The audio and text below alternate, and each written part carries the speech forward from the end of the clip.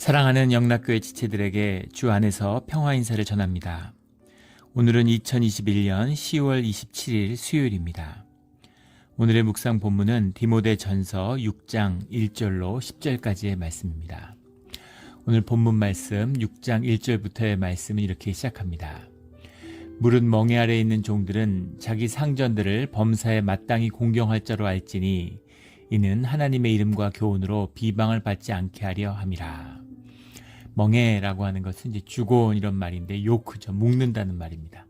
멍에 아래 있는 종들, 이 노예제 사회였죠. 이 시대 로마 사회라고 하는 것은 역사학자들마다 견해가 좀 다른데 전체 인구의 절반 이상이 노예였다라는 그런 기록들이 있습니다.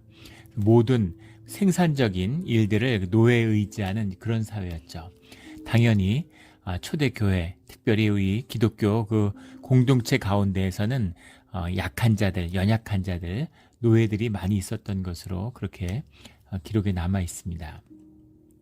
교회 가운데 종들이 많이 있는 거죠. 노예들이 많이 있는 겁니다. 근데 그들에게 상전들을 범사에 마땅히 공경할 자로 알지니, 상전이란 말이 이제 디스포타스라는 말인데, 영화에 데스팟이라는 말이 있죠. 데스팟이라는 게 어떤 전제군주, 그런 그 사람을 의미하는 건데, 큐리어스, 보통 주님하고 쓸 때는 상전을 의미할 땐 큐리오스를 쓰는데 큐리오스와 구별해서 데스포타스라는 말을 썼어요. 이것은 관세, 어떤 그 위에 있는 이런 게 훨씬 더 강조된 그런 의미라고 볼 수 있겠죠. 여기 있는 자기 상전들을 범사에 마땅히 공경할 자로 알지니 하는 상전들은 기독교의 공동체가 아닌 믿음이 없는 그런 세상에 속한 그런 상전들을 의미하는 것이죠. 그럴지라도 그들을 범사에 모든 일에 마땅히 공경할 자로 알지라. 그리고 그것으로 인해서 그 종들이 종됨의 행위로 인해서 하나님과 이름과 교훈이 비방을 얻게 하면 안 된다. 그런 이야기입니다. 많은 논란이 될 수 있는 말씀이죠. 노예제를 옹호했다. 또 이것을 바울을 옹호하기 위해서 점진적으로 노예제 개혁을 원했던 거다. 다 말도 안 되는 소리입니다. 세상, 현상의 것, 본질의 삶, 우리의 본질이 하늘에 속한 하늘의 백성이기 때문에 우리의 현상의 삶, 이런 것이 우리의 본질, 우리의 중심이 돼서는 안 된다라는 의미죠. 이건 그냥 옷 같은 거잖아요. 그래서 옷 같은 거기 때문에 옷이 내 몸이 아니니까 몸이 중요한 것이고 옷을 몸으로 착각하면 안 된다라는 뜻이 들어있는 거죠. 이 분명한 본질의 세상, 하나님께 속한 세상을 본 자만이 이 말씀의 의미를 이해할 수 있는 것이죠.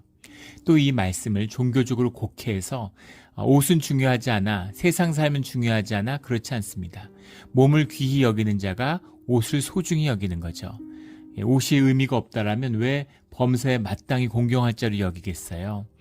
그 옷이라는 것이 몸을 감싸고 있고 몸이 귀하니까 옷도 귀한 것이죠. 그래서 옷이 귀해지는 거예요. 그래서 믿음을 가진 자, 내일 세상이 멸망해도 오늘 사과나무를 한 그루 심겠다라는 신앙의 고백이 나오는 거죠. 내일 세상이 멸망하는데 사과나무는 심어 뭐합니까? 세상에 뭐가 의미가 있겠어요? 그게 아니라는 거죠. 믿음을 알고 주님을 아는 자, 영원한 생명을 아는 자는 내일 세상을 멸망해도 오늘 주님의 뜻에 따라 주님의 뜻 가운데서 사과나무를 심는 거죠. 내일은 타버릴 텐데, 내일은 썩어져 버릴 텐데 그것은 주님의 몫이고 우리는 오늘 주님의 뜻을 믿고 주님의 뜻에 따라 순종할 뿐인 겁니다. 그리고 그것이 삶의 가장 귀한 것이고 최선임을 우리가 주님을 신뢰하고 믿기 때문에 오늘을 열심히 사는 거죠. 그것뿐이에요. 무슨 이렇게 생각하고 저렇게 생각하고 이렇게 사는 게 무슨 의미가 있을까? 막 삶이 허무하다. 이렇게 살아서 뭐하나? 이게 세상에 근심에 빠진 자의 모습이죠. 믿음의 사람은 오늘의 삶 가운데 주님과 하나 되는 것입니다. 주님과 하나 되면 우리 삶 가운데 기쁨이 회복되고 생명이 넘쳐나게 되죠. 신비가 풀려나는 게 되는 겁니다. 그럼 삶이 너무 재밌고 사는 게 감사하고 오늘 하루를 살게 하신 주님의 뜻을 만나게 되는 거죠. 그런 유익하고 기쁨이 있는, 의미가 있는 하루를 사는 우리 모두가 되기를 주의 이름으로 축원합니다. 이 뜻을, 이 깊이를 아는 자는 세상의 종이건 주인이건 로마의 장군이건 원로원의 의원이든 황제든 아무 상관없는 것이죠. 내가 노예든 황제든 하나님의 뜻 가운데 하나님이 주신 자리에서 하나님을 바라보며 살아가는 것이죠. 이것이 삶을 변화하고 삶을 바꾸지 말라는 뜻이 아니에요. 그 삶 가운데 충실히 그 삶에 충실함으로 그 삶의 자리에 놓여진 주님의 뜻을 만나라는 거죠. 그래야 그 삶에서 풀려나든 그 삶 속에서 이루어야 할 무엇이 있든 그 삶의 문제가 우리에게 멍해가 되지 않는 거죠. 다 삶이 멍해가 돼서 살잖아요. 부모를 선택해서 태어난 사람이 어디 있습니까? 나라와 민족을 선택해서 태어난 사람이 어디 있습니까? 다 멍해를 지고 태어났죠. 그러나 그 멍해에 묶여서는 안 된다. 믿음의 사람은 그 멍해를 뛰어넘어야 된다라는 거죠. 이 깊은 비밀이 자기의 삶의 자리에서 충실함으로, 자기의 삶에 충실하다는 건 그 자리에 놓은 주님의 뜻을 충실히 순종하는 것이죠. 이것이 신앙의 비밀입니다. 세상의 노예를 만드는 무슨 사람들에게 마음에 그 공산주의자들이 얘기하는 마음의 아편이다 이런 거 아니죠. 이 깊은 뜻, 이 심령의 깊은 뜻을 보지 못하기 때문에 하는 이야기들입니다. 그래서 범사에 마땅한 자로 공경함으로 하나님의 이름과 교훈이 욕을 먹는 일이 없도록 해야 된다. 며느리가 교회 다니는 며느리가 들어왔는데 교회 일만 하고 집안일을 소홀히 해가지고 야, 교회 다니는 며느리 못 쓰겠어, 이렇게 되면 안 된다는 거죠. 야, 정말 크리스찬은 뭐가 달라도 다르구나. 어떻게 저렇게 열심히 있을 수가 있을까? 어떻게 저렇게 섬김에 그런 게 있을 수가 있을까? 뭔가 있구나. 뭔가 특별하구나. 이런 거를 만나야 되는 거죠. 예전에 우리 한국에 제가 들어가서 사역할 때 이제 교회에서 처음에 전도사를 하는데 몇 년 지났을 때예요.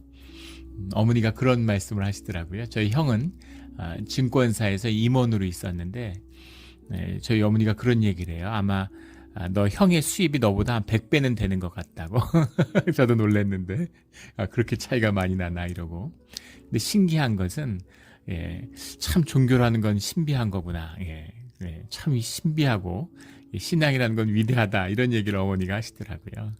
저희 어머니가 보시기에는 저희는 너무 이제 쪼들고 힘들고 그렇게 보이는데 늘 여유가 있어 보이고 늘 풍요로워 보이는 거죠. 근데 형은 저희보다 100배는 넘게 겉으로 보면 비교가 안 되죠. 여러 가지. 그러나 굉장히 이제 힘들고 쪼들려 보이고 늘 힘들어하는 겁니다. 그러니까 어머니가 보시기엔 진짜 신기한 거죠. 이것이 본질을 만난 하나님과 함께하는 삶의 비밀이에요.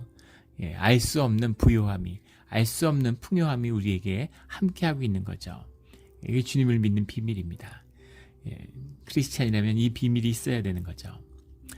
2절에 믿는 상전이 있는 자들은 그 상전을 형제라고 가볍게 여기지 말고, 반면에 자신의 상전이 교회 가운데 같은 형제로 있는 거죠. 공동체, 교회 식구로 있는 겁니다. 가족으로. 그러니까 당연히 이제 상전들이 노예지만 또 잘해줬겠죠. 그런데 그렇다고 해서 상전을 가볍게 여기는, 믿지 않는 상전을 높이면서 믿는 상전이라고 해서 가볍게 여기서는 안 된다라는 거죠. 더 잘 섬기게 하라. 더 귀하게 여기고 더 잘 섬기라는 거죠. 우리 이 시대의 초대 공동체 가운데 당연히 노예들이 많으니까 노예 중에서도 교회 장로님이 있었겠죠. 교회 지도자들이 있었을 겁니다. 우리 초대 교회에 보면, 한국 교회도 익산에서 시작됐던 초대 교회에 보면 그 상전과 종이 같이 교회에 나오는데 같이 집사였는데 장로 투표를 했는데 종이 장로가 된 거죠. 그래서 교회에 올 때는 종이 이제 당나귀를 끌고 말에 상전이 타고 오고, 그 다음에 교회에 와서는, 교회에 가까이 오면 그 다음엔 상전이 내려서 말을 끌고, 장로님이니까 위에 말을 타고 그렇게 들어왔다라는 그런 기록들이 남아있죠. 무슨 말을 타고 누가 타는지 뭐가 중요하겠어요. 그런데 분명한 것은 서로가 서로를 존중하는 이제 그런 마음이 같은 주 안에서 형제로서 있어야 된다라는 겁니다. 이는 유익을 받은 자들이 믿는 자요 사랑을 받는 자임이라. 논란이 많은 아주 어려운 말씀이죠. 유익을 받는 자들이 믿는 자요 사랑을 받는 자임이라. 더 잘 섬겨야 된다라는 이야기를 하면서 유익을 받는 자들이 누구냐, 상전이냐 종이냐 이런 걸 갖고 논란을 하는 거예요. 말에 깊이 흐르는 뜻을 만나지 못하는 자들이죠.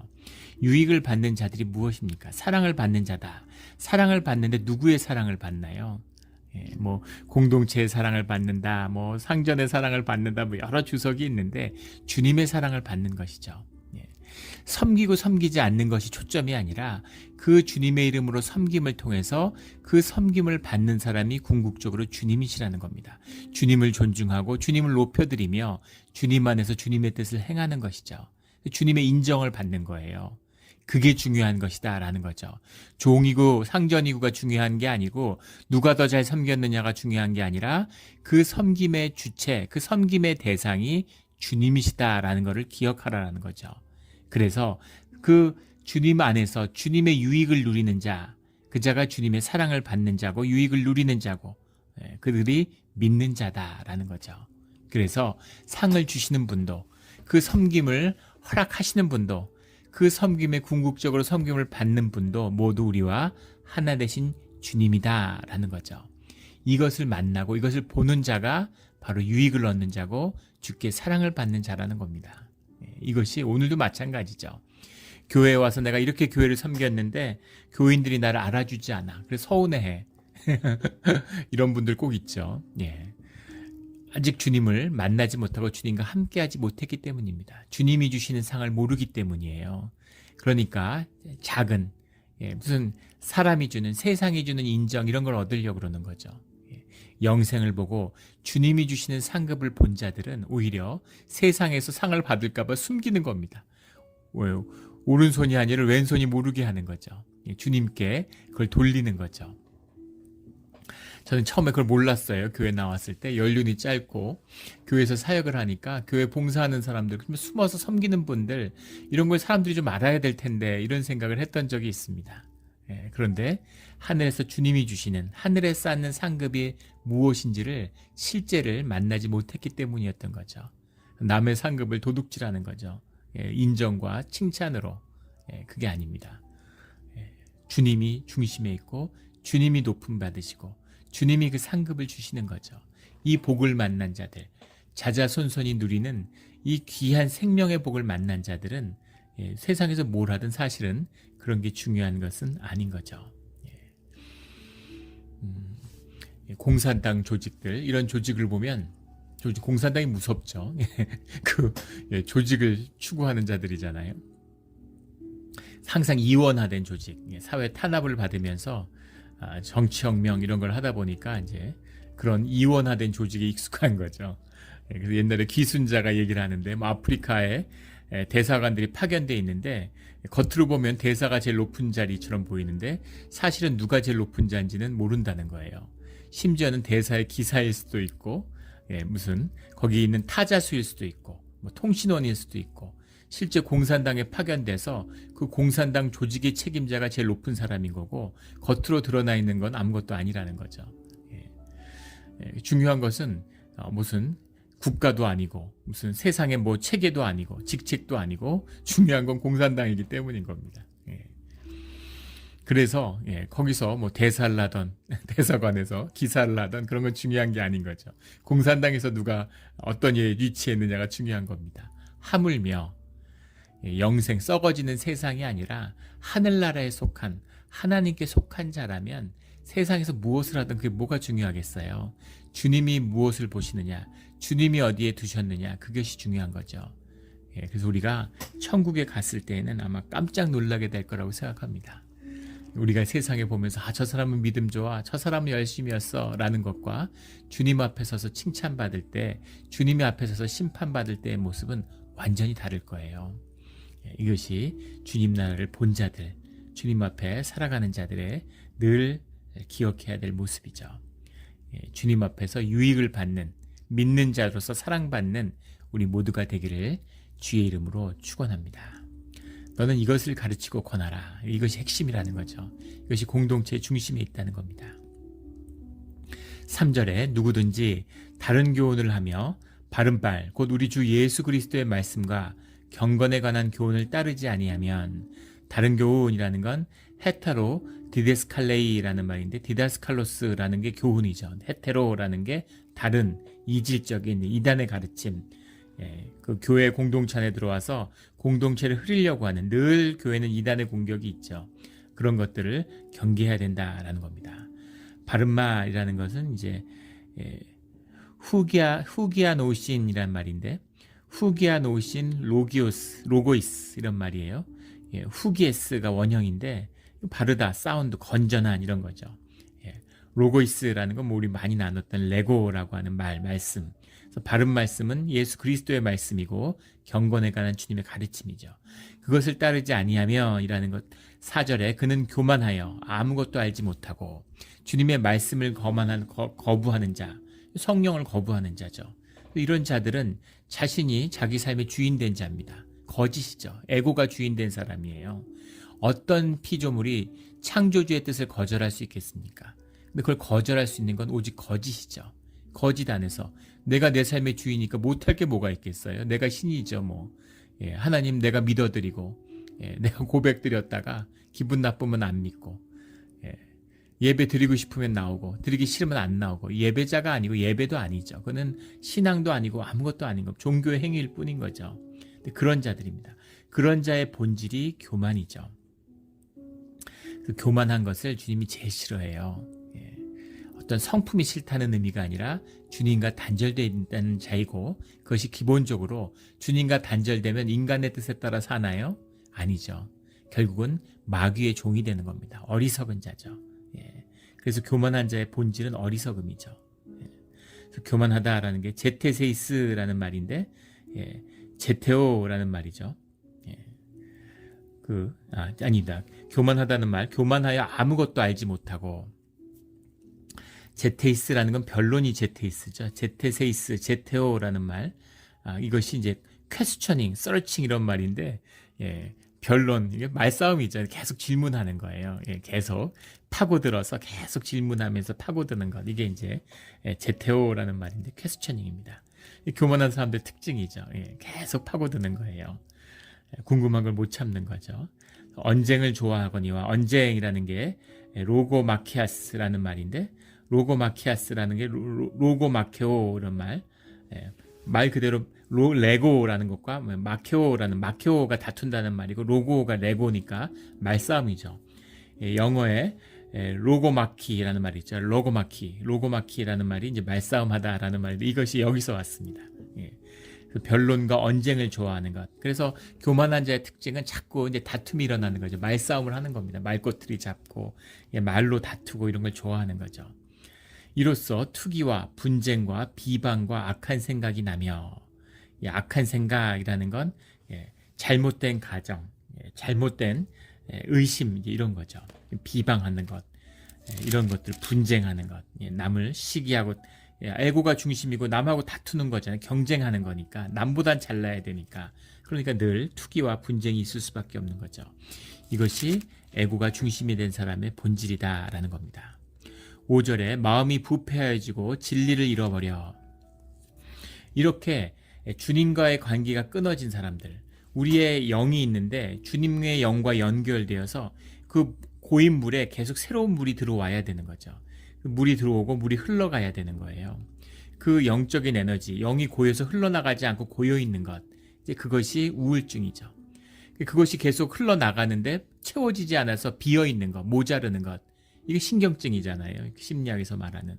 그래서 계속 새로운 생수가 부어지고 있는 고인물이 흘러나가야 되는 거죠. 근데 그게 끊어져 있는 거예요. 그 물이, 생수가 들어오지 않고 물이 고여있으면 어떻게 되겠습니까? 부패, 썩는 거죠. 마음이 썩는 거예요. 이게 마음이 부패해지고 마음이 썩는다는 것의 본질입니다. 그리고 진실을 잃어버리는 거죠. 우리가 우리의 뇌라는 것이 현실과 외부 세계가 전혀 연결되어 있지 않죠. 눈이나 귀나 감각을 통해서 들어오지만 그 들어온 것이 우리 뇌를 한번 거쳐서 인식되는 거예요. 그래서 우리의 영이 모든 것을 뇌라는 것을 통해서 인식됩니다. 그래서 진리의 영인 예수 그리스도의 영이 함께하지 않는 자는 결코 진리를 알지 못해요. 모든 것이 다 거짓입니다. 내가 다 꼬을 수 있어요. 내가 보는 세상, 내가 생각하는 세상을 내가 사는 거예요. 염세주의에 빠진 사람은 모든 게 다 염세적이고 세상이 썩었고 막 다 문제투성이로 보이는 거고, 또 세상을 또 좋게 보는 사람 다 좋은 것처럼, 세상은 그렇게 좋은 것도 아니고 그렇게 나쁜 것도 아니죠. 둘 다입니다. 그런데 그 주님의 영이 끊어졌던 굉장히 깊은 비밀이죠. 귀 있는 자는 들을지어다. 깊이 도대체 진리가 무엇인가에 대한 깊은 탐구와 고민이 있는 자라면 이 비밀을 알게 되는 거죠. 이 영의 비밀입니다. 그리스도의 비밀이에요. 그래서 주님을 잃어버린 자들은 마음이 부패해지고 진실을 잃어버린 자들이죠. 거짓을 살아요. 거짓 속에 살고 말도 안 되는 소리하고 이런 거죠. 모든 게 다 상대주의고 모든 게 다 거짓인 거죠. 세상은 부패하고 썩어질 수밖에 없습니다. 진리의 기준이 없으니까 모든 걸 다 자기 식대로 꾸미고 정치인들 보십시오. 무슨 짓을 해도 자기가 옳다고 얘기하잖아요. 의도적으로 거짓말을 하는 게 아니라 신념에 잡혀 있는 거죠. 내가 보기엔 내가 옳은 거죠. 내가 도둑질을 했는데 나쁜 놈들이 도둑질하기 전에 나는 선하니까 내가 도둑질했으니까 나는 칭찬받아야 돼 뭐 이런 거잖아요. 부정부패가 있고 비리가 있어도 큰소리 꽝꽝 치는 이 세상의 모습이죠. 부패하고 진실을 잃어버린 그런 모습입니다. 그래서 경건을 이익의 방도로 생각하는 자들의 다툼이 일어나느니라. 교회 안의 이야기죠. 경건이라고 하는 건 우리 신앙의 중심이잖아요. 주님을 닮아가고 주님을 두려워하는 것이 본질인데 이것조차도 거짓으로 바꿔버리는 거죠. 이것을 이익의 방도로 생각하는 자들, 종교꾼들입니다. 종교인들이죠. 그래서 내가 성경 백독했다 이런 걸로 우쭐하고 이런 종교의 지식으로 먹고 살고 이런 걸로 사람들에게 위신을 세우려고 하고 종교의 의를 과시하려고 하고 이 모든 것 이런 자들 그런 자들이니까 거짓이니까 다툼이 일어날 수밖에 없습니다. 내 거짓이 네 거짓보다는 더 세련되고 더 멋지고 더 권위 있다는 거죠. 그래서 그런 거짓의 다툼이 일어날 수밖에 없는 거죠. 자기 의의 어떤 다툼, 인신투쟁이라고 그러죠. 철학에서 누구의 존재가 더 위에 있느냐 이걸 다투는 거죠. 인신싸움, 인신투쟁의 장으로 바뀌게 되는 겁니다. 이것이 이제 종교의 모습이죠. 겉으로 보면 아주 열심히 교회 생활하는 것처럼 보이지만 그 중심에 에고의 거짓이 있으면 모든 것이 부패하고 이런 사람들이 중심이 되면 교회의 다툼이 끊임없이 일어나는 것이죠. 이 모든 걸 끊어버리고 신앙의 본질을 회복하는 우리 영락 공동체가 되기를 주의 이름으로 축원합니다. 6절에 그러나 자족하는 마음이 있으면 경건은 큰 이익이 되느니라. 자족한다라는 것은 주님과 함께하는 삶이죠. 주님과 함께하는 자에게 있어서는 경건이 주는 유익이 있다는 겁니다. 말할 것도 없겠죠. 주님이 함께하는 자리에서는 우리가 금식을 하던 기도를 하던 그것이 주는 유익이 하늘의 상급이 반드시 있습니다. 이걸 경험해 본 분들은 알 거예요. 이 상을 받아본 분들은 이것이 귀한 것임을 압니다. 그래서 작은 것에서 주님의 뜻을 선택할 수 있는 것이죠. 7절에 우리가 세상에 아무것도 가지고 온 것이 없음에 또한 아무것도 가지고 가지 못하리니. 너무나 유명한 말씀이죠. 욥기 1장 21절, 전도서 5장 15절에도 같은 말씀이 나옵니다. 우리가 아무것도 가져온 것이 없죠. 그래도 잘 먹고 잘 살고 있습니다. 그리고 갈 때 아무것도 갖고 가지 못해요. 잠깐 있는 삶입니다. 삶을 누리고 즐겁고 기쁘게 보내야죠. 아이들 데리고 부모가 바닷가에 놀러 왔는데 해가 지면 집으로 가는 거죠. 바닷가에 있는데 모래성을 쌓는데 아이가 모래성을 쌓아도 돼요. 쌓으면 안 된다는 게 아닙니다. 모래성을 쌓는 것의 목표는 즐거움과 유익과 삶의 코이노니아에 있는 거죠. 같이 재밌는 시간을 보내고 모래성을 재밌게 쌓고 거기서 재밌게 놀면 좋은 것이죠. 근데 모래성이 내 거고 남보다 더 멋진 성을 쌓겠다고 먹지도 못하고 놀지도 못하고 땀 흘리고 떼약 뺏어서 막 괴로워 죽겠는데 그런데 막 죽기 살기로 모래성을 쌓다가 그 다음에 저녁이 됐는데 괴로움만 안고 모래성을 떠난다고 생각해 보십시오. 어차피 다 바닷물에 씻겨가는 것인데 그 얘기인 거죠. 그럼 너무 비참하지 않습니까? 돈 버는 거 좋고 돈 쓰는 거 좋죠. 돈은 아무것도 아니고 필요 없다고 얘기하는 건 거짓입니다. 그런데 돈에 묶여서 돈이 내 주인이 돼서 내 삶과 에너지와 모든 것을 돈에 바치고 산다. 돈을 벌었는데 벌벌 떨어서 쓰지도 못하고 노년을 내가 컨트롤하겠다고 언제 죽을지도 모르는데 돈을 쌓다가 그냥 떠나는 거. 비참한 삶인 거죠. 우리가 아무것도 가지고 갈 수 없다. 아무것도 가지고 갈 수 없느냐라면 가지고 가는 것이 있죠. 우리의 생명이 있습니다. 우리의 인격이 있죠. 우리의 기억이 있어요. 주 안에서 우리의 경험이 있습니다. 그것이 우리의 육신에 기반한 거라면 육신이 썩을 때 같이 썩겠죠. 근데 그것이 우리의 영의 기억이고 진실한 삶이고 주 안에서 함께하는 것이었다면 영원히 주 안에서 기억되는 것입니다. 그래서 가져갈 수 있는 걸 귀하게 여겨야죠. 썩어지는 것에 목매서는 안 되는 것입니다. 8절에 우리가 먹을 것과 입을 것이 있은즉 족한 줄로 알 것이니라. 먹을 것과 입는 것이라는 건 삶의 필요를 얘기하는 거죠. 그 필요를 주님이 채우시는 겁니다. 하늘에 나는 새도 주님이 허락하시지 않으면 떨어지지 않는다. 들꽃도 풀꽃도 주님이 입히신다. 이렇게 예수님이 말씀하셨죠. 무엇을 먹을까 무엇을 입을까 염려하지 말라. 이렇게 말씀하셨습니다. 주님 안에서 자족하는, 주님이 주신 것으로 감사하고 기뻐하는 거죠. 내가 지금 내 삶에 감사와 기쁨이 없는데 더 많은 걸 가지면 감사하고 기쁠까요? 전혀 그렇지 않죠. 예전에 어떤 분이 그런 말씀을 하시더라고요. 처음에 이제 교회 다니는 분인데 삶에서 집을 갖는 게, 집이 없어서 힘들어서 집을 갖는 게 인생의 최대 목표였고, 집이 생긴 다음엔 더 큰 집으로 옮기고 싶었다는 거예요. 더 좋은 집으로 옮기고 나면 그 기쁨이 2달 정도 갔다고 합니다. 처음에 너무 좋아서 밤에 잠이 안 오고 하루 종일 방바닥을 닦고, 방바닥에 처음 대리석으로 깔았는데 너무 기뻐서 계속 그걸 닦으면서 그렇게 좋았다는 거예요. 그 기쁨이 2달 가니까 그 기쁨이 거짓말처럼, 연기처럼 사라져버리고 그 집을 관리하는 것, 집에 대한 세금 여러 가지가 계속 근심이 되고 족쇄가 되더라, 이런 고백을 들은 기억이 납니다. 주님이 필요를 채우시는 거죠. 무엇이 주어졌다고 기쁨과 감사가 삶의 중심이 되지 않아요. 감사와 기쁨은 주님에게서 비롯되는 겁니다. 감사와 기쁨이 우리 삶의 중심이 되면, 그러면 그 모든 필요가 우리 삶에서 풀려가는 것이죠. 그래서 늘 감사하고 기쁜 것이죠. 9절에 부하려 하는 자들은 시험과 올무와 여러 가지 어리석고 해로운 욕심에 떨어지나니, 부하려고 하는 자, 더 많이 가지려고 하는 자들은 시험과 올무의 여러 가지 어리석고 해로운 욕심에 떨어진다. 시험이라는 거 우리 많이 나온 단어죠. 페이라스몬이라는 거 템테이션 이런 거고, 올무라는 거 파기다라는 말, 트랩이죠, 트랩. 탐욕이 있으니까, 탐욕이 내 마음의 중심이 되면 사기꾼들을 불러들이는 거죠. 세상이 내 마음의 중심에 있으면 근심을 불러들이는 겁니다. 세상은 다툼과 경쟁이 본질이잖아요. 근데 그것이 내 삶의 중심이면 그런 경쟁과 다툼에 휘말리게 되고, 그럼 늘 마음의 근심과 염려가 쌓이게 되는 거죠. 계속 사기를 당하는 분, 사기 한 번 당할 수 있습니다. 순수하니까 당할 수 있죠. 2번, 3번, 4번 당한다 그러면 그거는 삶을 깊이 점검해 봐야 돼요. 왜 내 주변에 자꾸 나쁜 사람들만 있어? 그거는 내 삶의 문제입니다. 자석처럼 영이라는 건, 영은 하나 되는 거기 때문에 영을 끌어당기죠. 내 주변에 있는 사람들을 보면 내가 누군지를 알 수 있어요.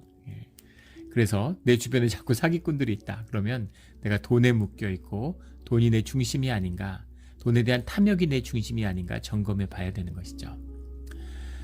곧 사람으로 파멸과 멸망에 빠지게 하는 것이라. 파멸이라는 게 올레트론이란 말이고, 멸망이라는 게 아포데이안, 아폴레이안 이런 말이죠. 아폴레이안 이런 말입니다. 멸망은 많이 나오던 말인데, 이제 파멸과 멸망을 구분지어서, 파멸은 현세에서 망하는 것이고, 멸망은, 아폴레이안은 영원한 영벌을 의미하는 것이다. 이렇게 해석하기도 합니다. 돈에 욕심이 있는 자가 돈 벌지 못하죠.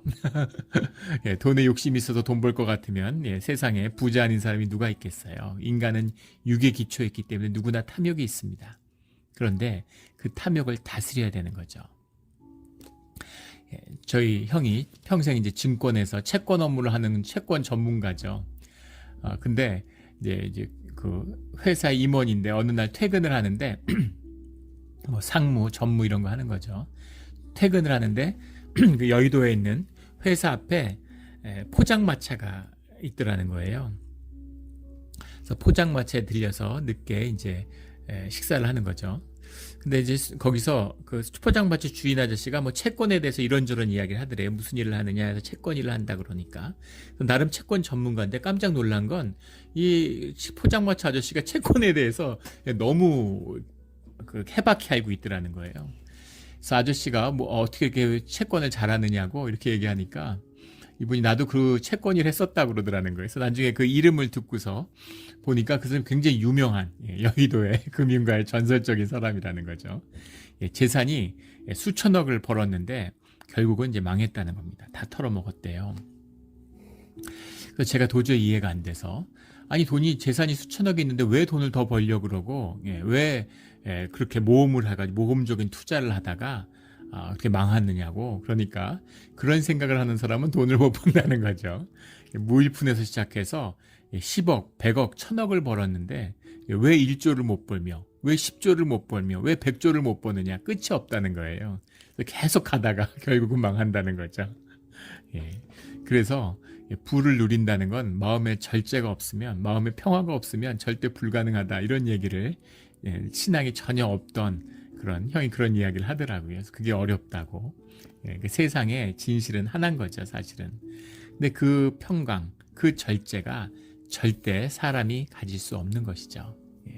우리의 에고가 거짓에 기반해 있는데, 에고의 인플레이션이 끝없이 일어나는데, 우리의 육신의 본질이 죄성에 있는데 어떻게 절제하고 평화를 누리는 삶을 살겠어요. 결국은 올라오다 성공하면 할수록 돈을 벌면 벌수록 바닷물을 마시는 것처럼 점점 더 목마르게 되는 것이죠. 오직 주님을 만난 자만이 생수를 만난 자만이 삶의 본질적인 갈증을 해결할 수 있습니다. 왜냐하면 우리가 주님에게서 온 것이고 우리의 영의 본질이 주님 안에 있기 때문이에요. 그래서 그것이 왜곡되어 있는 거죠. 끝없는 결핍입니다. 주님을 만나서 주님으로 채워지지 않으면 결코 채워질 수 없는 것, 이것이 우리의 삶의 중심이죠. 이것을 속이고 이것을 외면하고 살면 결국 육신을 다 산 다음에 마지막에 만나는 건 허무함밖에 없는 것이죠. 삶의 이 깊은 비밀을 깨달아 붙잡고 살아가는 우리 모두가 되기를 주의 이름으로 축원합니다. 10절에 돈을 사랑함이 일만하게 뿌리가 되나니, 이것도 너무나 우리 유명한 말씀, 진리의 말씀이죠. 돈을 사랑하는 것입니다. 돈을 사랑한다는 건 돈과 내가 하나인 거죠. 내가 돈이고 돈이 난 거예요. 이렇게 되면 돈이 있으면 내가 대단한 사람인 것 같고 돈이 없어지면 막 초라하고 힘들고 삶이 비참해지는 거죠. 이렇게 되면 그 다음부터는 마귀의 종인 겁니다. 마귀가 마음대로 데리고 노는 거죠. 무슨 짓이든 시킬 수 있어요. 어떻게 돈 때문에 저런 짓을 할 수가 있을까? 돈이 난데, 그게 본질인데 돈으로 돈 된다는데 못할 게 뭐가 있겠습니까? 그렇게 되는 거죠. 일만하게 뿌리가 되나니. 예전에 우리 섬겼던 교회 한국에서 한 집사님이 이제 오랜 친구를 인도해서 전도해서 데리고 오셨는데, 그 친구분이 한국의 이제 유명한 사학재단의 이사장이에요. 아주 나이가 많은 할머니셨죠. 근데 그 집에 신방을 갔는데 좀 잘 몰랐어요. 근데 말씀을 나누다가 제가 깜짝 놀랐는데, 자기 딸을 위해서 기도해 달라고 그래도 이렇게 눈물을 흘리시면서 딸이 너무너무 힘들고 어렵다는 거예요. 근데 그 이름만 되면 알만한 한국의 굴지의 재벌의 회장이더라고요. 나중에 알고 보니까. 그 사위가 이제 자살을 했어요. 왜 자살했는지 여러 가지 그 의문과 의혹들이 있는데 정확한 건 모르죠. 근데 막 그 가족들, 형제들이 그 얽혀가지고 그 회사를 뺏으려고 해서 그 힘든 이야기들, 이런 이야기들 하더라고요. 그 할머니의 그 새로운 세교의 집사님이죠. 집사님이 되셨는데, 그 아버지도 유명한 사업가고, 그 동생이 한국을 또 유명한, 이름만 되면 누구나 아는 유명한 정치인입니다. 근데 그 사람은 동생은 또 배다른 동생이라서 잘할 때는 그런 동생이 있는지도 몰랐다 그러더라고요. 근데 그 집안 얘기를 듣는데 재벌이고 한국 사회에서 재벌이면 부러울 게 없고 다 가진 것 같이 그렇게들 생각되는데, 정말 힘들구나, 정말 어려움이 많구나, 이제 이런 측은한 마음이 들었어요. 돈의 거짓이죠. 세상에 속아서 돈만 있으면 다 되는 것처럼 돈이 해결할 수 있는 건 현상이잖아요. 현상의 것만 해결할 수 있습니다. 우리의 삶의 본질, 우리의 심령, 우리 심원의 문제를 그 무엇 하나 해결해 주지 못하죠. 이것을 탐내는 자들은 미혹을 받아 믿음에서 떠나 많은 근심으로써 자기를 찔렀도다. 근심이라는 게 오드나이스란 말인데 이제 페인, 그리프 이런 거죠. 고통과 슬픔, 믿음을 떠나면, 주님을 떠나면 결국은 우리가 경험하게 되는 본질은 고통과 슬픔이죠. 이것이 우리의 육신의 삶, 현상의 본질이에요. 현상을 붙들리고 현상이 전부인 사람은 이 고통과 슬픔을 벗어날 수 없는 겁니다. 고통의 바다를 헤엄치게 되는 거죠. 이거를 외면하기 위해서 속이는 거죠. 돈이 있으면 여기서 벗어날 수 있는 것처럼, 돈이 있으면 아픔이 없는 것처럼, 돈이 있으면 슬픔이 없는 것처럼. 근데 본질이 거짓이기 때문에 결국은 그것에 빠져들고 그것으로 무너져 내리는 겁니다. 그 근심이 자기를 찔렀도다. 믿음의 반대는 불신이 아니라 근심과 염려죠. 그 믿음이 없는 사람, 주님에게 속하지 않은 사람은 늘 근심과 염려가 있죠. 돈이 많으면 이걸 지키기 위해서, 이걸 또 속이지 않을까. 그리고 이런저런 계속 이 근심이 끊임이 없는 것이죠. 자기를 찔렀도다, 기가 막힌 표현인데, 찔렀도다라는 게 페리에 페리안이라는 말입니다. 페리에 페리안이라는 건데, 페리라는 게 이제 접두사죠. 뭐 주변에 둘른다 이런 의미고, 페이로라는 말이 이제 영어의 피어스가 여기서 뚫는다라는 말입니다. 그래서 고기를 이렇게 꽤 뚫는 거예요, 쇠고창으로. 우리 중국집 같은 데 가면 좀 이렇게 고급 중국집 이런 데 가면 오리를 왜 이렇게 훈제 오리 같은 거를 갈고기 같은 데 깨서 이렇게 걸어 놓는 것, 이게 페리페리안입니다. 고기를 꿰는 거죠. 우리의 육신이 이 근심에, 이 쇠고창에 꼬여가지고 이렇게 매달려 있는 거예요, 세상에. 이것이 믿음을 떠난 자의 삶입니다. 믿음을 떠난 자, 믿음이 없었던 자보다 더 비참하죠. 돈과 주님을 겸하여 섬길 수 없다고 예수님이 말씀하셨죠.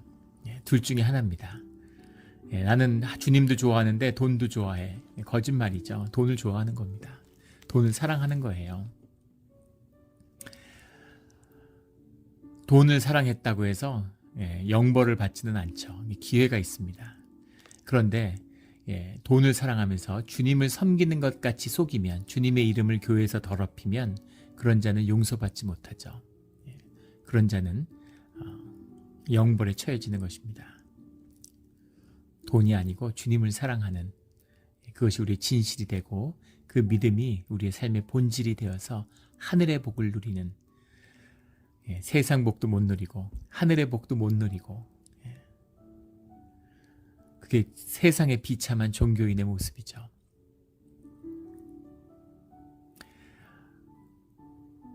세상에 돈에 대한 이 미혹을 끊어버리고 오직 주님으로부터 말미암은 기쁨으로 살아가는, 주님으로부터 말미암아 돈을 다스리고 누리는 그런 우리 주의 자녀들의 능력 있는 삶의 자리가 되기를 주의 이름으로 축원합니다.